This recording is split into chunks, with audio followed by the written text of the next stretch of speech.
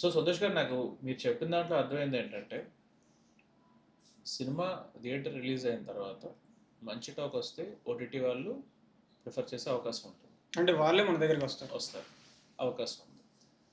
లేని పక్షంలో ఓటీటీకి సినిమాలు కంటిన్యూస్గా పంపించే పర్సన్ అగ్రిగేటర్ అంటాం, వాళ్ళని మనం అప్రోచ్ అవ్వాలి. అంటే ఒక్కొక్క ఓటీకి ఒక్కొక్క అగ్రిగేటర్ ఉంటారు. వాళ్ళు అప్రోచ్ అయితే వాళ్ళు సినిమా డీటెయిల్స్ని ఒక రెజ్యూమే లాగా, పిచ్ డెక్ లాగా ఇమ్మంటారు. అండ్ ఖర్చు ఎంత అయింది అన్నీ అడుగుతారు.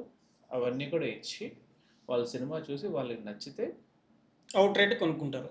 అవుట్ రేట్ కొనే అవకాశం ఉంది. వాళ్ళకి రెవెన్యూ జనరేట్ అంటే వస్తుంది అని వాళ్ళకి అనిపిస్తే ఆటోమేటిక్గా అవుట్ రేట్ కొంటారు. లేని పక్షంలో షేర్ బేసిస్ మీద తీసుకుంటారు. అంటే సపోజ్ పేపర్ వ్యూ అంటారు, అంటే ఎంతమంది చూస్తే ఒక పర్ వ్యూ ఇంత అని ఉంటుంది. ఓకే, అది కూడా ఒక్కొక్క ప్లాట్ఫామ్ ఒకలా ఆఫర్ చేస్తుంది కాబట్టి దాన్ని రివీల్ చేయడం మంచిది కాదు. అంటే ఒక్కొక్క ప్లాట్ఫామ్ అంటే మనకి నెంబర్ ఆఫ్ ప్లాట్ఫామ్స్ ఉన్నాయి కాబట్టి ఒక్కొక్క ప్లాట్ఫామ్ ఒకవేళ ఆఫర్ చేస్తారు. అది ఇంటర్నల్ డీటెయిల్స్ ఎప్పుడన్నా అందులో అప్పటిదాకా వెళ్ళిన వాళ్ళు మనం చూస్తాం. సో వాళ్ళు ఎంత ప్రైజింగ్ ఇస్తారని పక్కన పెడితే అందులోకి వెళ్ళడానికి ఆ అగ్రిగేటర్ హెల్ప్ చేస్తారు. వాళ్ళకి సినిమా నచ్చితే, అవునండి, వాళ్ళకి బాగా నచ్చితే వాళ్ళే కొనేస్తారు.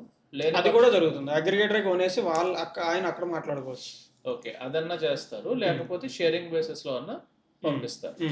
ఈ సినిమాని ఎంతమంది చూస్తే ఎంత డబ్బులు వస్తున్నాయి దాంట్లో షేర్ బేసిస్. అవునండి. ఓకే, సో అగ్రిగేటర్ కూడా మనకు కొంత ఫీ అనేది పే చేయాల్సి ఉంటుంది. సో ఆయన కూడా ఫీ తీసుకొని చేస్తారు. ఆయన కూడా అంటే ఎక్కడైనా కామన్ ప్యాకేజ్, బేసికల్ గా ప్యాకేజ్ రిలేటెడ్. అక్కడ కూడా ఒక్కసారి ఓటీటీలో స్ట్రీమ్ అవుతున్న తర్వాత కూడా మీరు ప్రమోషన్స్ చేయాలి మళ్ళీ, ఎందుకంటే అక్కడ కూడా నెంబర్ ఆఫ్ మనకి ఎంత ప్రమోట్ చేస్తే అంత పైకి వెళ్తుంది. వ్యూస్ చూస్తారు, అన్ని చేస్తారు. దానికి కూడా మళ్ళీ సెపరేట్ ప్యాకేజెస్ ఉంటుందండి. ఓకే.